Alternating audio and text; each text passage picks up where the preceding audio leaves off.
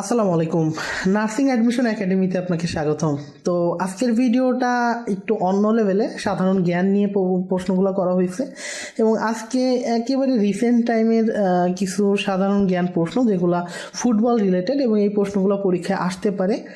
যেভাবে হামজা চৌধুরীকে নিয়ে আসলে এই মুহূর্তে ক্রেজ শুরু হয়েছে তাতে এই বছর কিন্তু হামজা চৌধুরীকে নিয়ে প্রশ্ন আসার সম্ভাবনা সব থেকে বেশি।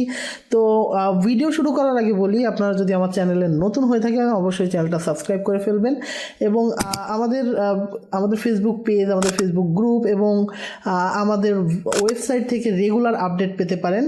এছাড়া আমাদের অ্যাপ ব্যবহার করে নার্সিং ভর্তি প্রস্তুতি সেরে নিতে পারেন একদম ফ্রিতে। তো আমি আর কথা বাড়াচ্ছি না, চলেন আমরা ভিডিওর মেইন অংশে চলে যাই। সর্বপ্রথম প্রশ্নটাই আসলে হামজা চৌধুরীকে নিয়ে। আমি একটু বলে নিই, এখানে হামজা চৌধুরী নিয়ে আমি আরও বেশ কিছু ইনফরমেশন দেওয়ার চেষ্টা করব। যেহেতু আমার কথাগুলো একটু ভালোভাবে বোঝার চেষ্টা করবেন, যেহেতু মেয়েরা কিন্তু আসলে বেশি পরিমাণ খেলাধুলা রিলেটেড প্রশ্ন পারে না। এর মেইন কারণ হচ্ছে তারা খেলাধুলা দেখে না। তো যারা নার্সিং ভর্তি পরীক্ষায় অংশগ্রহণ করবে, এবং এটা যে শুধু নার্সিং ভর্তি পরীক্ষায় লাগবে তা না, বিভিন্ন চাকরির পরীক্ষা বা বিভিন্ন অ্যাডমিশন টেস্ট, যে কোনো ধরনের ভার্সিটি অ্যাডমিশন টেস্ট বা যে কোনো অ্যাডমিশন টেস্টে কিন্তু এগুলো আসতে পারে এবং এগুলোর একেবারে রিসেন্ট প্রশ্ন। আমার মনে হয় এই 10টা প্রশ্ন দেখলে এ থেকে 2টা প্রশ্ন আমার কথাগুলো যদি, অর্থাৎ আমার এই প্রশ্ন 10টা প্রশ্ন ব্যতীত আমি যে ইনফরমেশনগুলো দিব এগুলো যদি একটু মাথার মধ্যে ক্যাচ করে রাখতে পারেন অবশ্যই কিন্তু আমাদের মনে হয় এখান থেকে একটা প্রশ্ন পারা যাবে। আর অবশ্যই ভিডিওতে বলবেন যে আপনাদের ভিডিওগুলো কেমন লাগতেছে, বিশেষ করে আমি যে ভিডিওগুলো দিতেছি, যে এমসিকিউগুলো দিতেছি এগুলো আদৌ বুঝতে পারতেছেন কিনা একটু কাইন্ডলি আমাদের কমেন্ট সেকশনে জানাবেন। আপনি কোথা থেকে বলতেছেন অবশ্যই এটাও আমাদের কমেন্ট সেকশনে জানাবেন। তো সর্বপ্রথম যে প্রশ্নটা, হামজা চৌধুরী, অনেকেই এই লোকটারে চেনেই না। যেহেতু আমি নার্সিংয়ের ক্লাস নিতাম বা আমি নার্সিংয়ের মেয়েদের সম্পর্কে জানি, সো ম্যাক্সিমাম স্টুডেন্টের মাথায় হামজা চৌধুরীর নামটা শোনার পরে ভাবতেছে এটা কে না কে। তো আমি স্ক্রিনে এই লোকটা ছবিটা দিয়ে দিলাম। তো রিসেন্টলি এই লোকটা বাংলাদেশে আসছে খেলতে এবং সে হচ্ছে ইংলিশ প্রিমিয়ার লিগে খেলতো। সে যেহেতু ইংলিশ প্রিমিয়ার লিগে খেলতো এবং এই উপমহাদেশের টোটাল সাবকন্টিনেন্ট আমাদের উপমহাদেশের একটা মাত্র প্লেয়ারই এখন ইংলিশ প্রিমিয়ার লিগের প্লেয়ার, যে আমাদের বাংলাদেশে রিসেন্টলি বাংলাদেশ দলে জয়েন করছে। এটা আমাদের বাংলাদেশ দলের জন্য অনেক বেশি বড় একটা প্রাপ্তি। তো হামজা চৌধুরী কোন ইংলিশ প্রিমিয়ার লিগের কোন ক্লাবে খেলতো, বিষয়টা তাই যে কোন ক্লাবে সে খেলতো। এখন ব্যাপার হচ্ছে অপশনে যদি লেস্টার সিটি থাকে লেস্টার সিটি দিবেন, বাট সে কিন্তু রিসেন্টলি লেস্টার সিটি থেকে শেফিল্ড ইউনাইটেড নামক একটা ক্লাবে ধারে গেছে, মানে লোনে তার নিয়ে গেছে। যদি শেফিল্ড ইউনাইটেড থাকে সেটাও লিখতে পারেন, বাট লেস্টার সিটি থাকলে কিন্তু লেস্টার সিটি দিতে হবে, কারণ সে লেস্টার সিটিরই প্লেয়ার। তো আমার মনে হয় প্রথম জিনিসটা বুঝতে পারছেন অ্যান্সারটা। আর মেয়েরা এমনি আসলে খেলাধুলা সম্পর্কে কম জানে, তো আমার মনে হয় এগুলা একটু না বুঝলে বারবার একটু ভিডিওটা দেখতে হবে, তাহলে হয়তো বুঝতে পারবেন। তো মাথায় একটু রাখতে হবে, হামজা চৌধুরী কিন্তু ইংলিশ প্রিমিয়ার লিগে খেলতো লেস্টার সিটি হয়ে, বাট সে কিন্তু ধারে গেছিল, অর্থাৎ ধার করে নিয়েছিল অন্য একটা ক্লাবে, সেটা হচ্ছে শেফিল্ড ইউনাইটেড। এছাড়া আরেকটা প্রশ্ন আসতে পারে বাংলাদেশে, এবং এইটা আসার সম্ভাবনা সব থেকে বেশি যে বাংলাদেশে প্রথম কোন ইংলিশ প্রিমিয়ার লিগের প্লেয়ার খেলতে আসছে বা রিসেন্টলি জয়েন করছে, এটা কিন্তু হামজা চৌধুরী। এই নামটা একটু মনে রাখবেন, হামজা চৌধুরী। আমি বারবার বলতেছি এটা থেকে কিন্তু এবার প্রশ্ন আসার সম্ভাবনা সব থেকে বেশি, এবং আমি বলে দিতেছি এটা কনফার্ম একটা প্রশ্ন আপনি এখান থেকে পেতে পারেন। নাম্বার 2 যে প্রশ্নটা, কোন বছরে হামজা চৌধুরী বাংলাদেশের জাতীয় ফুটবল দলের খেলার অনুমতি পান? আচ্ছা, এইটার উত্তর হবে হচ্ছে 2024 সালের 19শে ডিসেম্বর, অর্থাৎ জুলাই বিপ্লবের পরবর্তী সময় হামজা চৌধুরী কিন্তু আসলে অনেক ফেসবুকে পোস্ট করতেছিল বাংলাদেশ রিলেটেড, বাংলাদেশের ব্যাপার স্যাপার নিয়ে অনেক ধরনের পোস্ট করতেছিল, এবং সে আচমকাই একটা পোস্ট শেয়ার করে যে সে বাংলাদেশের হয়ে খেলতেছে, এবং এটা 19 ডিসেম্বর 2024, সম্ভবত না শিওরই এটা 19 ডিসেম্বর 2024। যারা ফেসবুক ঘাটাঘাটি করেন বা আদার্স প্ল্যাটফর্ম দেখেন, ইউটিউব বা অন্যান্য জিনিসগুলো দেখেন, তারা হয়তো এটা জানবেন। সে কিন্তু গত বছর 2024 সালের 19 ডিসেম্বর কিন্তু খেলার অনুমতি পান। এই জিনিসটা একটু মনে রাখবেন সবাই। ম্যাক্সিমাম স্টুডেন্ট যারা হামজা চৌধুরীর কথা 2025-এ শুনতেছে তারা এসে কিন্তু এটার অ্যান্সার 25 দিবে, সো এটা কিন্তু 2025 হবে না, এটা হবে 2024। আচ্ছা, নাম্বার 3 যে প্রশ্নটা, হামজা চৌধুরীর মায়ের বাড়ি বাংলাদেশের কোন জেলায় ছিল? এটা কিন্তু দুইটা অপশনের মধ্যে কনফিউজড হয়ে যাবেন, সিলেট এবং হবিগঞ্জ। এটা অ্যান্সার হবে কিন্তু হবিগঞ্জ, এই কথাটা মনে রাখবেন। এটা সিলেট বিভাগেরই একটা জেলা। সো হবিগঞ্জ কথাটা একটু মনে রাখবেন। এটা কিন্তু হামজা চৌধুরীর মায়ের বাড়ি বাংলাদেশের হবিগঞ্জে, এবং সে বাংলাদেশে আসার পরে সে সিলেটে হবিগঞ্জে গেছিলো। বারবার আমাদের যখন নিউজগুলোতে বলে সিলেটের কথা, অনেকে ভুল করে কিন্তু সিলেট অ্যান্সার দিবেন, কিন্তু সিলেটের হবিগঞ্জে কিন্তু সে গেছিলো। সিলেটের মধ্যেই হবিগঞ্জ অবস্থিত। সো সে হচ্ছে, তার মায়ের বাড়ি হচ্ছে হবিগঞ্জে। আচ্ছা, পরের যে প্রশ্নটা সেটা হচ্ছে 2024 সালের ব্যালন ডিওর পুরস্কার কে জিতেছিলেন?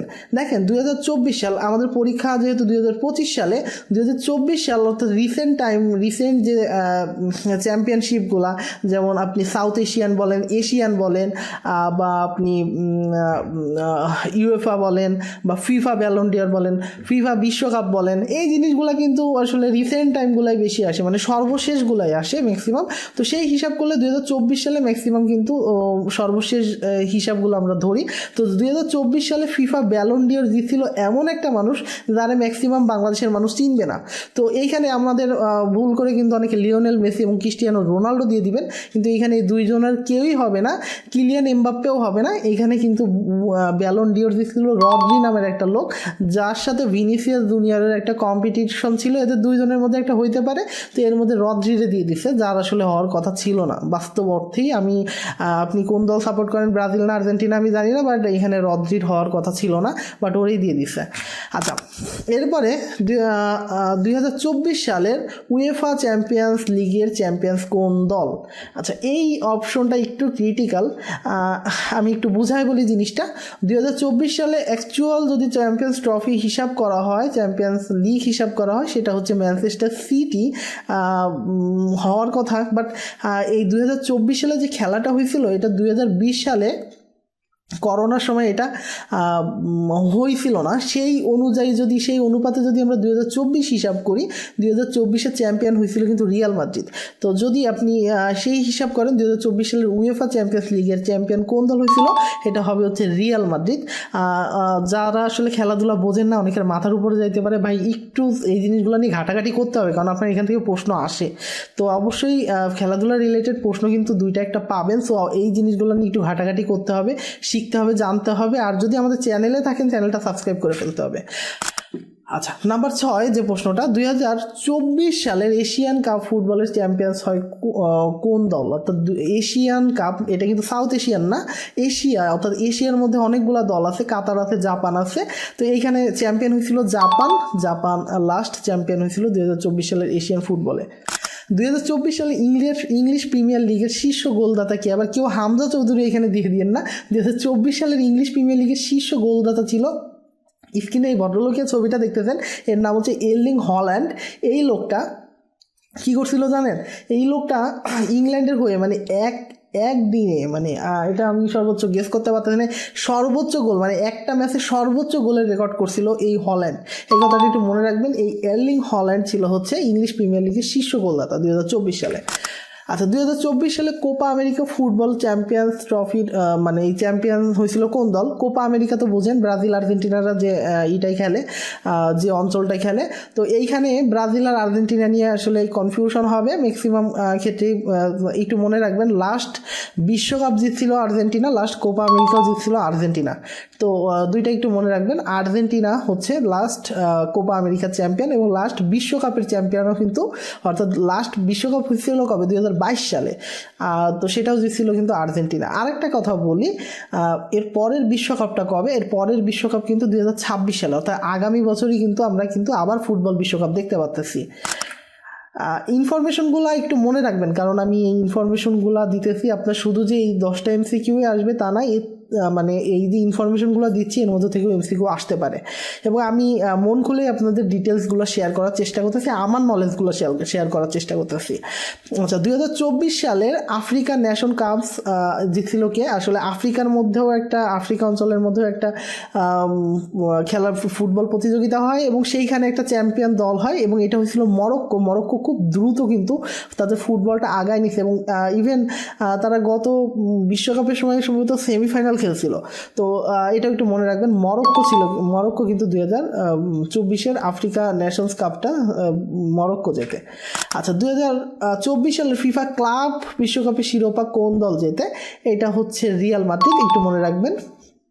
চ্যাম্পিয়ন ফিফা ক্লাব বিশ্বকাপের শিরোপাটাও কিন্তু রিয়াল মাদ্রিদে জেতে। আচ্ছা, মোটামুটি এই ছিল ভিডিও। হামজা চৌধুরীকে নিয়ে কিন্তু এবছর প্রশ্ন আসার সম্ভাবনা সব থেকে বেশি। সেই রিলেটেড কয়েকগুলো আমি কোশ্চেন দিছি। এছাড়াও যদি কারো কোনো নলেজ থাকে সেগুলো কমেন্টে শেয়ার করতে পারেন। অনেকেই দেখছি আসলে আমার পরিচয়টা আসলে জানতে চাচ্ছেন। আমি হচ্ছে নার্সিং অ্যাডমিশন একাডেমির মেইন ওনার অর্থাৎ ফাউন্ডার এবং সিইও রায়হান ইসলাম। সো আমার ওয়েবসাইটে আসলে ডিটেলস আমার সম্পর্কে টোটালি দেওয়া আছে। আমি আর এটা নিয়ে বাড়াইতে চাচ্ছি না, বাট তবে নার্সিং রিলেটেড যে নার্সিংয়ের সাথে আছি আমি, অর্থাৎ নার্সিং ভর্তি কোচিং শুরু করছি আমি 2015 সাল থেকে। তো সেই থেকে মোটামুটি আসলে এটার সাথে আছি। তো মোটামুটি আমার নলেজগুলো আমি শেয়ার করার চেষ্টা করি এই ইউটিউব চ্যানেলটার মাধ্যমে।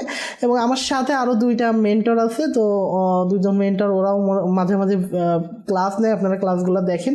তো মোটামুটি এই ছিল আজকের ভিডিও। আমাদের সোশ্যাল প্ল্যাটফর্মগুলোতে ঝাঁপায় পড়েন, লাইক কমেন্ট শেয়ার করতে থাকেন, আর আমাদের সাথেই থাকেন। পরের কোনো ভিডিওতে দেখা হবে। ততক্ষণ সবাই ভালো থাকবেন, সুস্থ থাকবেন। আল্লাহ হাফেজ সবাইকে।